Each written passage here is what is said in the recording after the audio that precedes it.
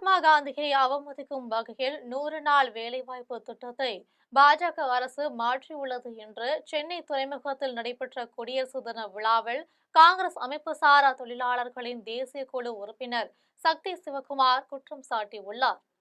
சென்னை துறைமுகம் தொகுதிக்குட்பட்ட தாதா முத்தையப்பன் தெருவில் 77வது குடியரசு தினத்தை முன்னிட்டு அகில இந்திய அமைப்பு சாரா தொழிலாளர்கள் காங்கிரஸ் சார்பில் தேசிய செயற்குழு உறுப்பினரும் புதுச்சேரி மாநில பொறுப்பாளருமான சக்தி சிவகுமார் மூவர்ண தேசிய கொடியினை ஏற்றி வைத்து பொதுமக்களுக்கு இனிப்புகள் மற்றும் பள்ளி குழந்தைகளுக்கு இலவச நோட்டு புத்தகங்கள் உள்ளிட்ட நலத்திட்ட உதவிகளை வழங்கினார்.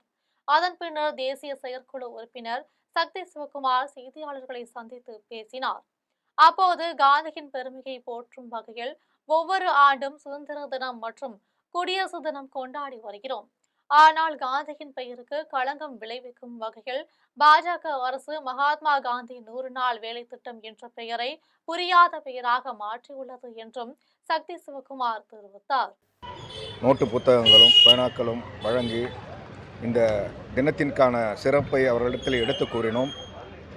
மகாத்மா காந்தியின் நினைவுகளை போற்றுகின்ற வகையிலே நாம் குடியரசு தின விழாவையும் சுதந்திர தின விழாவையும் நாம் நினைவில் ஏந்த வேண்டும் என்கின்ற ஒரே குறிக்கோளோடு அதே நேரத்திலே ஊரக வேலைவாய்ப்பு திட்டம் 100 நாள் வேலைவாய்ப்பு திட்டத்திற்கான பெயரை மகாத்மா காந்தி 100 நாள் வேலைவாய்ப்பு திட்டம் என்கின்ற பெயரை மாற்றி இன்று ராம்ஜி என்கின்ற பெயரிலே யாருக்கும் புரியாத வகையிலே புரியாத பெயரிலே ஒரு திட்டத்திற்கு பெயரை சூட்ட வேண்டிய அவசியம் என்ன என்பதுதான் இந்த நேரத்திலே காங்கிரஸ் கட்சியினுடைய கேள்வி.